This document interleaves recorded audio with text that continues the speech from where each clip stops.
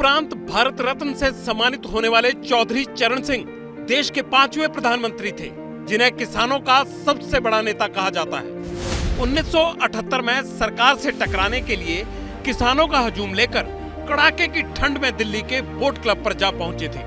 चरण सिंह ने 29 जुलाई 1979 को प्रधानमंत्री पद की शपथ ली, लेकिन इंदिरा गांधी ने समर्थन नहीं दिया तो 21 अगस्त को चरण सिंह ने इस्तीफा दे दिया। चौधरी चरण सिंह इकलौते ऐसे पीएम थे जिन्हें ना बतौर प्रधानमंत्री संसद जाने का मौका मिला और ना ही लाल किले पर तिरंगा फहराने का। लेकिन चरण सिंह जब तक जिंदा रहे, कांग्रेस का विरोध किया। चरण सिंह की खींची कांग्रेस विरोध की लकीर को उनके पोते जयंत चौधरी लंबी करने वाले हैं, जिसकी झलक आज देखने को मिली जब दादा को भारत रत्न मिलने का ऐलान होने पर जयंत ने कांग्रेस का हाथ छुड़ाकर बीजेपी के साथ जाने का ऐलान कर दिया। सर कि अब आप भाजपा के साथ हाथ मिलाने के लिए तैयार हो, भाजपा के साथ हाथ मिला रहे हैं। देखिए, कोई कसर रहती है। आज मैं किस मुंह से इनकार करूंगा आपके सवाल में। भारत के 9वें प्रधानमंत्री पीवी नरसिम्हा राव ने जून 1991 से लेकर मई 1996 तक देश की बागडोर संभाली।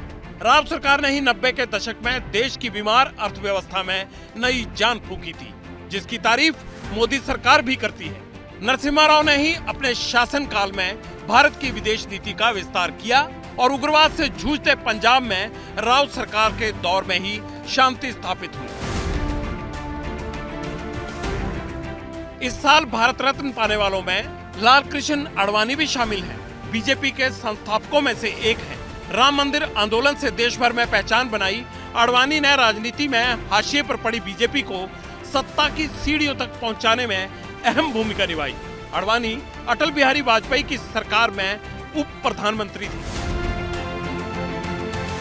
जाने माने कृषि वैज्ञानिक एमएस स्वामीनाथन को भी भारत रत्न सम्मान मिल रहा है। स्वामीनाथन ने भी भुखमरी से जूझते भारत में हरित क्रांति की शुरुआत की। देश में खेती के तौर तरीकों में बदलाव लाकर किसानों को ज्यादा पैदावार के गुर सिखाए। 20 साल पहले एमएस स्वामीनाथन की अगुवाई में ही किसानों के हालात जानने के लिए 2004 में स्वामीनाथन कमेटी बनी। इस कमेटी ने किसानों के हालात बदलने की सिफारिशें की, लेकिन किसानों के हालात बदलने के लिए आज तक किसी भी सरकार ने स्वामीनाथन की सिफारिशें लागू नहीं की। भारत रत्न की सूची में शामिल 5वां नाम है कर्पूरी ठाकुर का। समाज के पीड़ित शोषित तबके की आवाज बनने की वजह से कर्पूरी ठाकुर के नाम के साथ जननायक जुड़ गया। कर्पूरी ठाकुर ने 2 बार बिहार की कमान संभाली। पहली बार दिसंबर 1970 से जून 1971 और दूसरी बार 1977 से 1979 तक कर्पूरी ठाकुर ने समाज न्याय और दलित उत्थान की नींव डाली।